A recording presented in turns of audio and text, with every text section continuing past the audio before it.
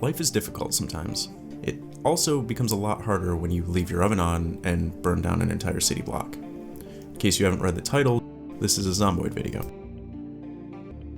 Zomboid is one of the most true-to-life and immersive survival simulators out there. It has loads of features that are both in-depth, very fun, and also completely esoteric. Much like a choose-your-own-adventure game, this game is about making your own fun, and probably dying in the process to something incredibly stupid. Uh-oh, what? Run! What the? Run? Go! Go? Where are you? Where are you even doing that? The library! What's wrong with the library?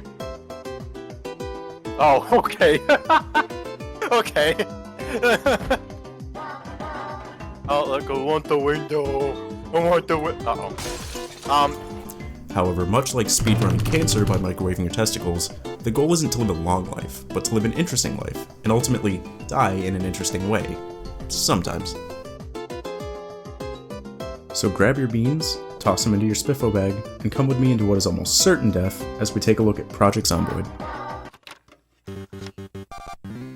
If I had to describe the gameplay of Zomboid to someone, I'd tell them it's like The Sims, but instead of dying from huffing their own farts to death in a bathroom because the door magically vanished from existence, you die in a bathroom because the absolute clown car-esque amount of zombies that piled into it pulled your liver out through your sphincter.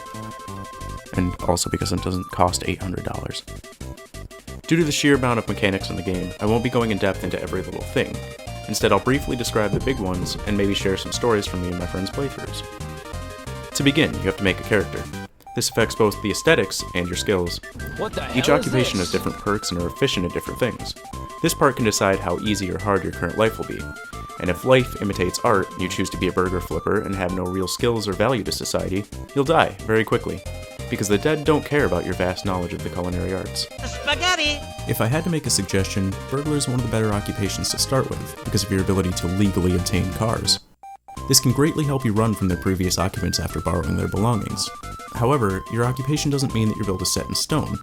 It just makes for a good groundwork for your character because Zomboid takes the Elder Scrolls route, where doing an action over and over makes you slightly better at it. Speaking of getting good, let's talk about the combat. Running from the zombies is a good strategy, but it doesn't always work, so combat's one of the main things you'll be doing in the game, and Zomboid has a vast set of tools and weapons for almost every situation. Have you ever thought about beating a man to death with a plunger? Well, now you can. Each weapon has its own stats, and as previously mentioned, you become more proficient with them the more you use them.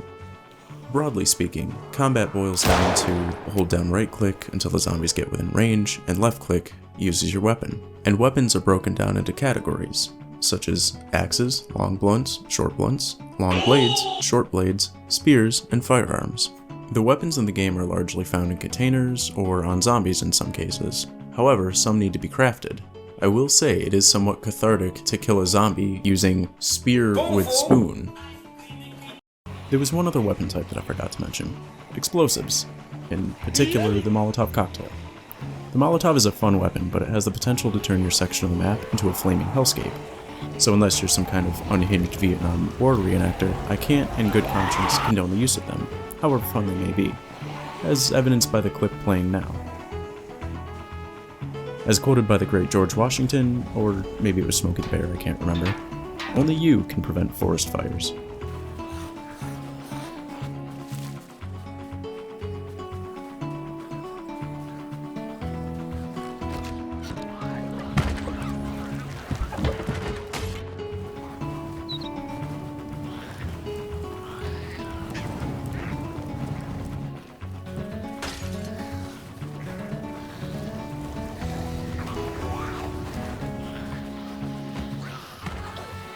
However, combat isn't the only thing that you can do. If you'd like, you can play it like your favorite erotic Minecraft roleplay server instead, because the building is fairly intuitive, and with the neat art style and the vast amount of things that you can make some really satisfying buildings to look at. Or, if you're me, you make the household of the most sane Florida resident. I don't have an alligator in my Hey! What is it? Here's a small demonstration of a shack I built in the front yard.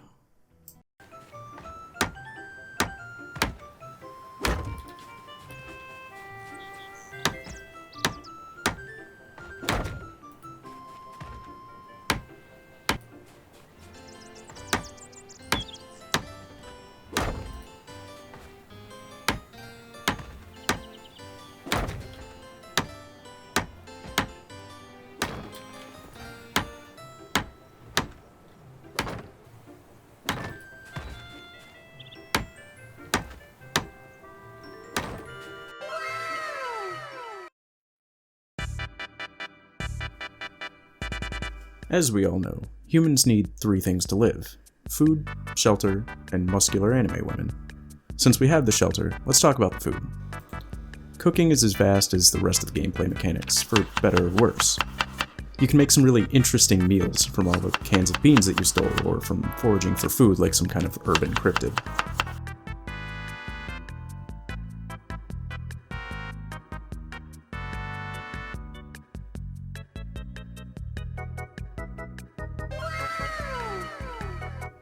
However, take note here if you've got a weak stomach, as it is possible to die from food poisoning. My friend once gave my other friend a burnt fish, and subsequently killed him. However, unlike real life, eating uncooked beans will cause you to immediately become depressed, and we're not just talking slight depression here, we're talking full-on mental breakdown.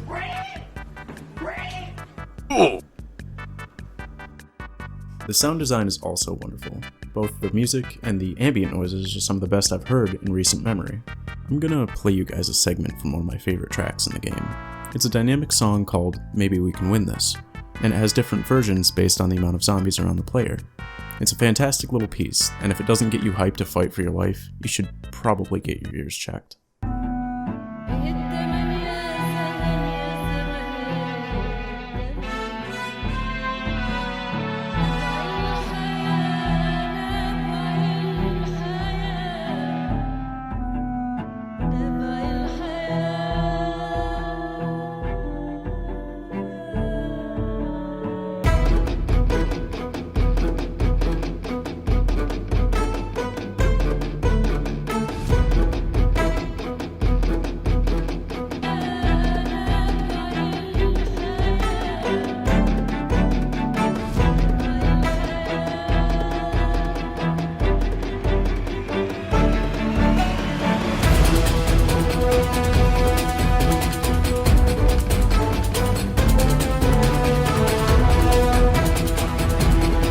Anyway, I just think that's the coolest shit. Whether it be the crispy reloading noises, the level up noise, which gives my brain a quick shot of dopamine every time I hear it, or the anxiety-inducing noises from zombies growling and slamming on the doors or windows, or this unholy sound. Almost everywhere I look, there's a unique sound for most situations, some of which are pure auditory ASMR.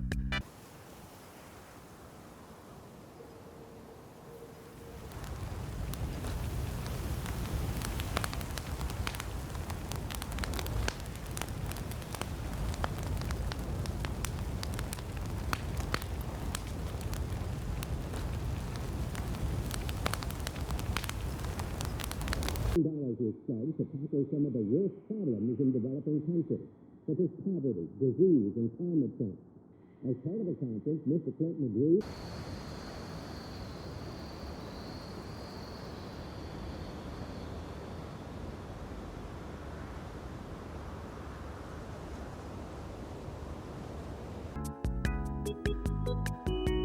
The scope of what I've talked about so far gets even bigger with the addition of mods, and the modding community is vast. You can add anything from simple quality of life mods, weapons, aesthetic clothing, or if you're a sadist, cryogenic winter mods. The possibilities are endless. Multiplayer is a load of fun too, and if your friend group is anything like mine, it's also incredibly autistic and chaotic.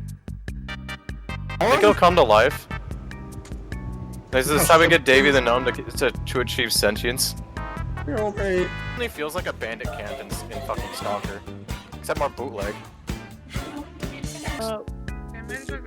Yeah, watch out, there was just a horde right up here, they probably went to the forest. Yeah, there's like 2 up there. Yeah, sure. Do you want the banana do you want the green banana hammock? Dear God, no. I just thought it was funny. Yeah. It is kind of funny. Yeah, Dylan doesn't want a banana hammock. My character has like a blue G-string thong. Don't want to get rid of that now, do we? Yeah, they're both equally good. Oh man, is everyone here? He's evolving into a JoJo character. Why? Oh, Dylan. Oh, I'm on fire.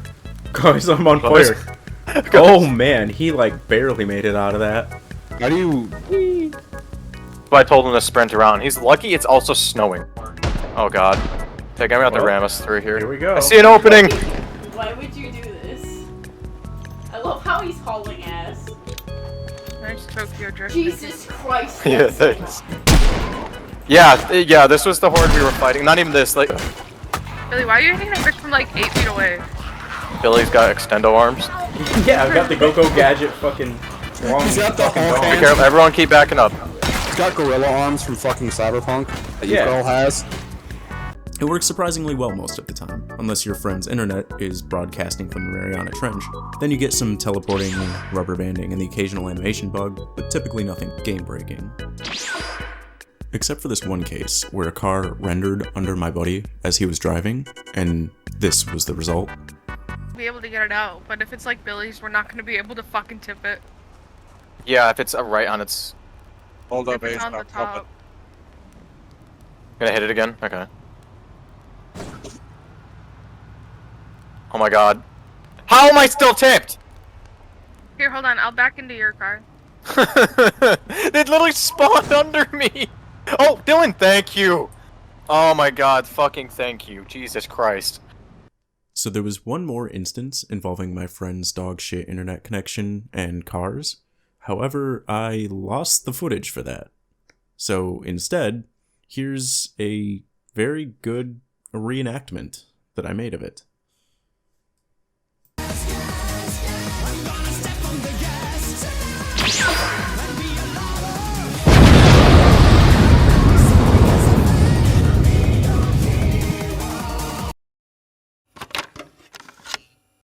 Zomboid is a gem of a game. It's one of the most immersive and fun games that I've played in a long time, and it does a surprisingly good job at mimicking real life, both the ups and the downs. The art style is charming, and the sound design is top-notch. The gameplay, while tricky to get the hang of at first, becomes buttery smooth and satisfying once you get the hang of it. Despite still being in development, it has a lot of charm and love put into it, and is genuinely one of the most fun games that I've played in recent memory.